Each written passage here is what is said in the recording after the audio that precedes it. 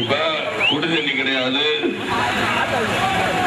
TV இல்ல. ஆனா TV கொடுக்குறேன்னு சொல்றாங்க, வீட்டுக்கு வந்திருக்கு வேலையாவது கொடுத்துருக்காங்களா என்றால் அதுவும் கிடையாது. அதே மாதிரி சிவகாசி சுற்றியுள்ள பள்ளிக்கூடத்தை போய் பாருங்கள், நிச்சயமாக இன்னமும் மரத்தடி கிளதான் அவங்க பள்ளிக்கூடம் நடத்திக்கிட்டே இருப்பாங்க.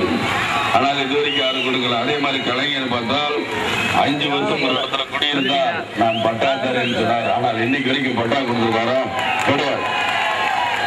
இல்ல, நீங்க இல்ல இல்லன்னு சந்தோஷமா சொல்றீங்க. இந்த மலையில எனக்கு எப்படி தெரியுமா இருக்கு, அண்ணே வணக்கம்னு எப்படின்னு இருக்கீங்கன்னா ரொம்ப நல்லா இருக்குன்னு உங்க முன்னியத்துல அப்படிம்பாங்க.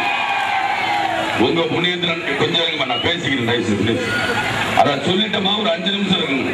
உங்க புண்ணியத்துல நல்லா இருக்கேன் நல்லா இருக்கேங்கண்ணா. அதே மாதிரி உங்க புண்ணியத்துல அந்த அதிமுக திமுக ரொம்ப நல்லா இருக்காங்க மக்களே. நீங்க 2 பேரும் ஓட்டு போட்டுதான் அவங்க நான் ஜெயிக்கணும்.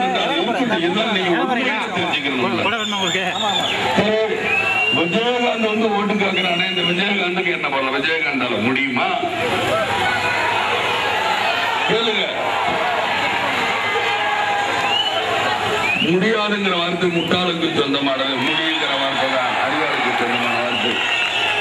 நிச்சயமாக நான் சாதித்து காட்டுவேன், சாதிக்க விட மாட்டேன். என்றால் நான் நடிக்கும் பொழுது வருஷம் 25 லட்சம் ரூபாய் என் கையில இருந்து அப்படின்னு யோசிப்பாரு.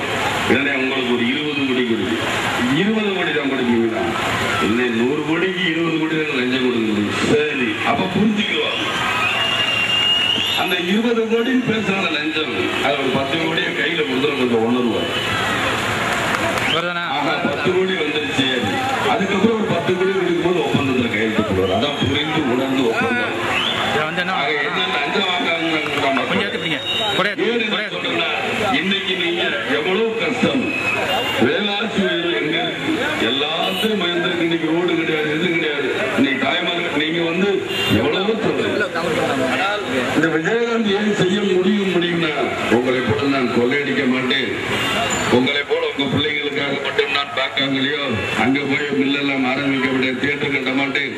என்னால இருந்தால் இருந்ததை இடிச்சாங்க, அப்புறம் கூட என்கிட்ட இல்லாதனால அதே ஆபீஸ் ஆகி என்னுடைய கட்சி தொண்டர்களுக்கு கௌரவத்துக்கு கொடுக்கறதான் இருக்கேன், தவிர வேற எந்த கட்டாயத்திலும் இல்லை மக்களே.